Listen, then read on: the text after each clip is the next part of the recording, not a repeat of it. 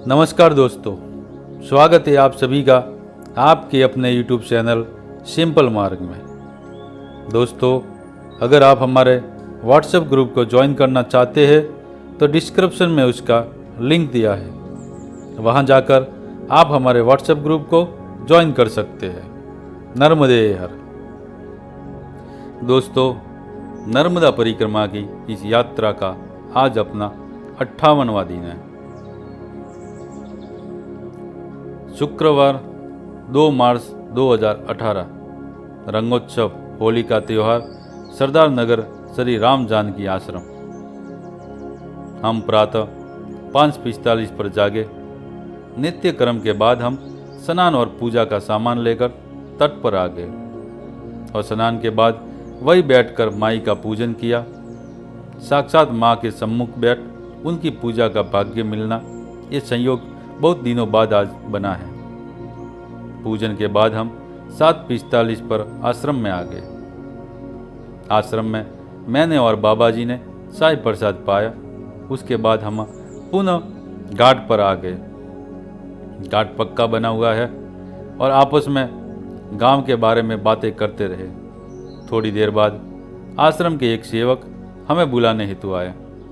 उन्होंने जानकारी दी कि हमें हमारा सामान सामने के बरामदे में रखना होगा, क्योंकि अभी सारे ग्रामीण जन या रंग खेलने आएंगे। हमने भी सारा सामान वहाँ रख दिया और फिर रंगोत्सव का त्यौहार देखने बैठे रहे। करीब 10:30 बजे ग्रामीणों का आश्रम में आना शुरू हुआ और देखते ही देखते सारा आश्रम परिसर ग्रामीण पुरुषों की भीड़ से भर गया। हम भी उस भीड़ का हिस्सा हो लिए तथा हमने भी उनके साथ रंग गुलाल खेल और आपस में एक दूसरे को रंग लगा हमारी होली मनाई। सभी लोग अपने आयु वर्ग के अनुसार अलग अलग समूह में मस्ती से रंग खेल रहे हैं, पर इसमें किसी भी तरह की फुहड़ता या छिछोरापन नहीं है। सच्चे अर्थों में ऐसी ही होली हर जगह खेली जानी चाहिए।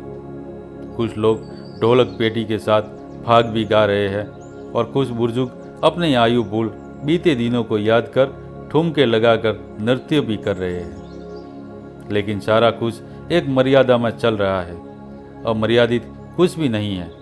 ये सारा कार्यक्रम करीब अगले 1 घंटे तक चला। उसके बाद सभी लोग बैठ गए और फिर प्रबुद्ध ग्रामीण जनों ने अपने कुछ विचार सारी मंडली के सम्मुख रखे। इसके बाद महंत जी की बारी आई। उन्होंने भी बहुत ही अच्छी बातें और मूल्यवान जानकारी ग्रामीणों को, विशेषकर युवाओं से दी। इस तरह इस कार्यक्रम का समापन हुआ।